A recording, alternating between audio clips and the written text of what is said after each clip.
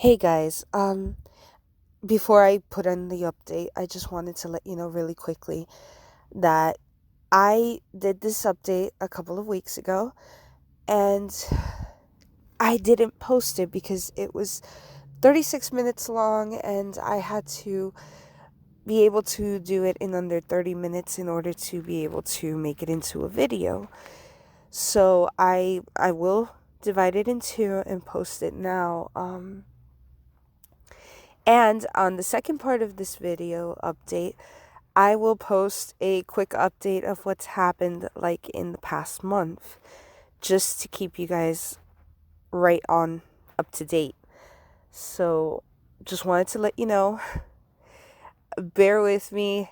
Of course, you don't have to listen to both of them or listen to one of them, but if you want to know what's going on, just, go for it and stay for the ending because in the ending is where you're going to get the update from the update.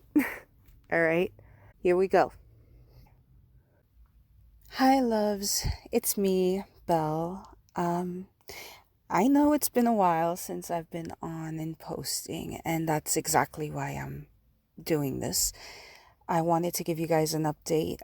It's been a very long time since I updated, and I think you guys deserve to know what's going on. Uh, I don't have a script for this, so it's completely just me talking about what's happening in my life, so bear with me.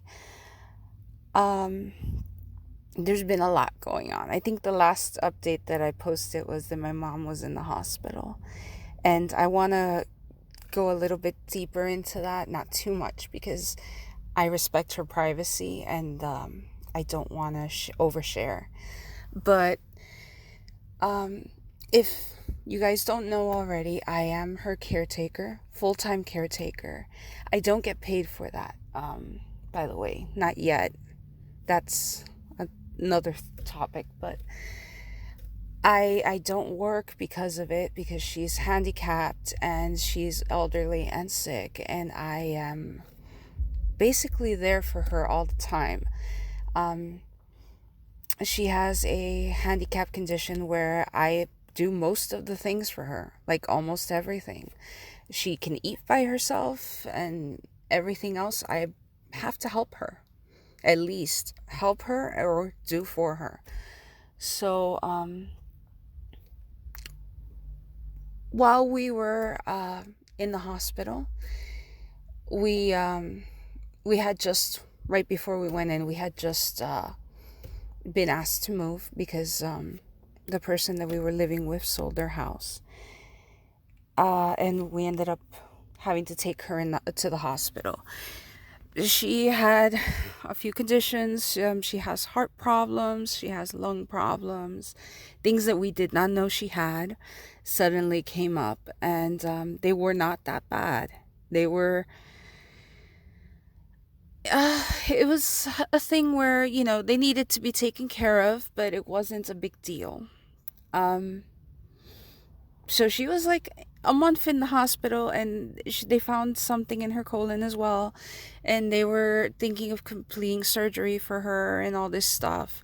Eventually they decided not to do the surgery yet, so they waited. um but yeah, when she got out of the hospital, um we were basically homeless, or we are basically homeless because we're still struggling. That was a big change for me and for my mom. We've never been in this situation, and due to a lot of her medical conditions, she hasn't been able to work for years. I have not been able to work because I'm taking care of her, and the money that we had saved up has basically run out. So I've been really busy taking care of her and all these new conditions and trying to find some help for us out there, with the government. Unfortunately, everything that I seem to try and find is like blocked. I feel Sorry. I'm very frustrated. Um, every time I think I found something that might help us, it's like there's this brick wall, invisible brick wall that I didn't see that prevents me from getting to it. So, yeah, uh, it's been really hard. Because can you imagine someone who's handicapped and has a bunch of conditions living in a car? And then me as well. And I don't even have a big car where I can say, okay, at least we're comfortable. We have a small car. So it's very tough. um we ended up back in the hospital like 3 months ago, 4 months ago, 3 months ago. Um where we found out she had another condition that almost killed her. Uh, they did a decently sized surgery on her. Um, and then she was basically in the hospital for 2 months, has been in the hospital for 2 months until very recently. They were, um, recovering her, they were taking care of her wounds. Throughout that time, she had two issues with her respiratory problems in her lungs, where she almost died. I had doctors talking to me about not resuscitating her if she were to have her heart stopped, because they figured her body was basically starting to shut down.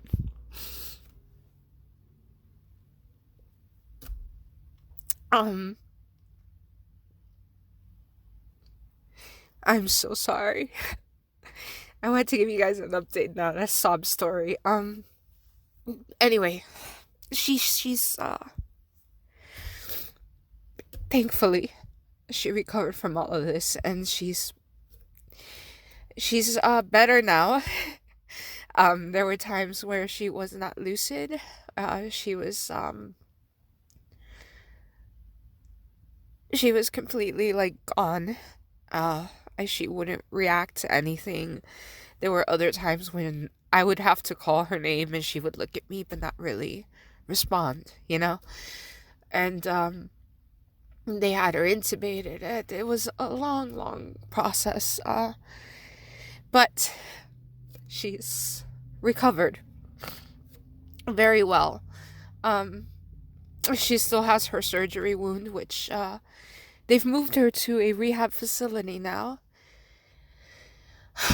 And she's recovering there while it heals, and they're trying to do some rehab on her to see how much they can actually get her to regain her movement, because she's been in the hospital for a very long time and the little movement she has also diminished. However, this rehab is crap. I'm serious. I've been, to these rehabs with her over and over again. I've changed her already once from a rehab. The rehab that she was in recently, because the rehab that she was in was terrible, and I called the insurance. I let them know. They did a bunch of things to her. They left her because she has a heart condition. They have to respond to her if she starts to pull a call light on and she feels bad and all this stuff. And she put the call light on and she called me telling me that she didn't feel well. And I told her, get the nurses, you're going to be okay, because she wasn't feeling terrible, but she was feeling a little off. When the nurses came, it was already morning and I was already there. Like, I had to actually call the nurses for them to come into the room, because they left her all night with the call light on without responding to her. There was another incident where, when she first got there, one of the patients that was in the room with her, because they have roommates, twisted my mother's finger.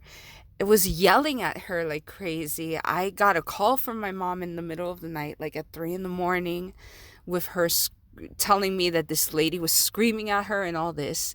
And I couldn't even finish talking to my mother because a nurse came in and grabbed the phone from my mom's hand and just told me, listen, I know that your mom's upset because of this and this and this, and this is what's happening. This lady has been here for a while by herself. She just got your mom as a roommate and she doesn't like it, but I'm taking care of it. I'm going to move this lady from your mother's room. Everything's going to be fine. I'm doing it right now. I was like, okay, great. And I told my mom, listen, don't worry. She's going to remove her and all this. The next morning when I come in to see my mom, I came in like at 8 in the morning and I see a cop car outside the facility. And I'm like, huh, I wonder why there's a cop in a rehab facility. But okay. As I was leaving, as I was coming in, like I was getting out of the car and walking into the rehab, the cops were leaving. And when I get in, I see a police report on the dinner tray that my mom has. And not dinner tray, the tray table. I'm sorry. The tray table that my mom has. And when I look at it and I go, what happened?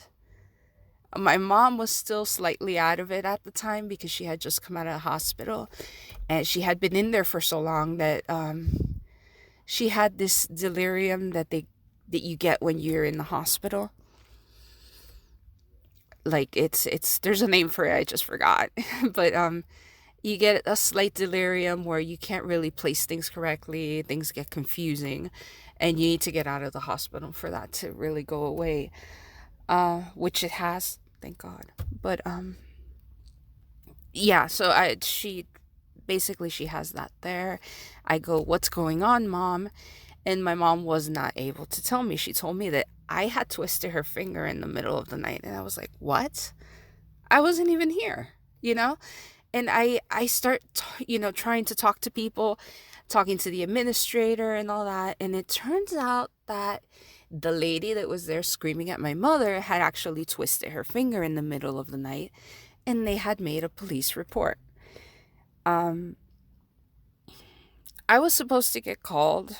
I don't know if I didn't get called because they were waiting to make the police report, and like I said, the police were leaving as soon as I got there, or if they just neglected to call me at night, when this happened. I feel like they should have called right when this had happened, but apparently they called early in the morning instead of in the middle of the night. So and they never called me. Anyway, it's things like that. They left my mom without blankets for a whole day until 6 in the afternoon, because when they changed her in the morning, they said that they didn't have any linen, that they had to wash it. And then I guess they washed it and didn't really care to cover her up. And then at 6 in the afternoon, I had to go and beg for a blanket because my mom was freezing. And then is when they actually remembered that she needed a blanket. It's a lot of things like that. And I was just fed up with that place. I immediately changed my mom. She was there for like 4 days. And I haven't even told you half of what happened. So you can imagine how bad this place is. So I changed her to a different place, and that place was slightly better. It's a little more than slightly better. But now she's basically in a different facility, because that facility, I've been through 2 hurricanes in the time that I've been here. That facility that I'm talking about was in one part of Tampa Bay. And the new facility where I put her in was in a different part of Tampa Bay. Now, while we were in the hospital, a hurricane came in. And, I was, because I'm homeless, I didn't know what I was going to do. But they let me stay with her in the hospital. So we got through that hurricane fine. The second hurricane that hit was almost a direct hit, and it was a category 3 or 4. If you live in the United States, close to any coastal stuff, you probably did hear about it. But yeah, so the hurricane hit. I had to drive to a different city that was like 4 hours away to get away from it while my mother stayed in the facility because they decided they were gonna ride it out. I could not get her out of there because, like I said, I am homeless in the car. She's using a wound vac to help with her wound. She's using oxygen. I have no way of keeping any of that in my car with me while she's recovering. So I had to leave because, I didn't want to be blown away by the hurricane. And unfortunately, I had to leave her alone in the facility. When I came back, she was in the hospital again. She called me and told me that they wanted to put her in the hospital because they say that she hadn't pooped in like 4 days, 5 days, whatever, and that she needed to be in the hospital. I think it's because the facility was basically flooded, and they were trying to find excuses to get the patients that were in the flooded rooms out. Because what a coincidence! As soon as the hurricane, passes by, they immediately decide to put her in the hospital. I mean, it's ridiculous. I had to drive back from the city I was in, that was like 4 or 5 hours away, rushing because they were moving my mom to the hospital immediately. When I got to the hospital, they looked at her and they're like, "No, she's okay. We'll keep her here for a day or two until she poops, and then she can go. She can go back." It was like such a ridiculous thing. Even the doctor thought it wasn't necessary. But anyway, she's out of the facility now because they went in and they checked the facility. The facility had structural issues due to the flooding, and apparently it had some sort of other thing like asbestos or something, mold, mildew, something. Because the one of the CNAs came to me and told me, "You guys should not be here smelling this." Like, they just told everyone here to wear masks. So they're going to try to evacuate you guys as soon as possible to different facilities, but I can't, you guys should be wearing a mask. So anyway, they told my mom that, they were going to relocate her in the next 2-3 days. They relocated everyone to different facilities that belong to the main company of that facility.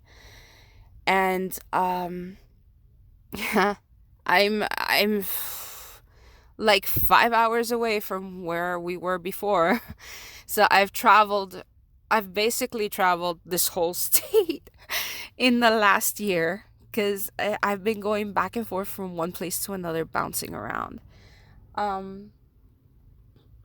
Now, as far as the homeless thing, I have been searching. I've been actually taking advantage of the fact that I've been in different cities. I've been calling to find out what resources I can find in order to, because my mother can no longer come back to a car. She has way too many issues going on with her now, and it's impossible for her to be homeless. She doesn't want to be in a facility because they don't take care of her. I've been with her all day since she's been in these facilities. I'm sitting with her in these facilities 12, 13 hours a day because she has a lot of pain in her legs. She has issues on her legs with her arthritis and all that, which is why she cannot walk. So I'm constantly having to reposition her because they won't reposition her in these places. They come once every 3-4 hours, because they have too many patients, and I totally get that. But my mom needs a level of care where she needs someone who can, constantly help her. And they can't. Like, they bathe the patients like twice a week, which is crazy to me. They can't reposition her, every hour or two like she needs, because with her wound is on her backside, which means that they do need to reposition her every 2 hours to put the pressure off of that wound. They don't reposition her at all. If I don't reposition her, no one does. So I'm constantly there doing these things for her, which I don't mind. I've been doing for years. But what I'm saying is, I cannot have her in a car anymore. Like, between her wound, her conditions, now she needs oxygen 24 hours a day, which she never did before, but now she does. I can't have her here because I cannot have an oxygen tank here, constantly. I can't have the BiPAP that she needs at night on here because I don't have electricity in the car, a socket to plug it in. I don't have a socket to plug the oxygen converter in. I don't have the means to flip her from one side to another because she's in a seat, every 2 hours, every 3 hours with her wound. I don't have a socket to plug in her wound vac. I don't have anything of what I need in order to be able to take care of her, and she cannot be in here,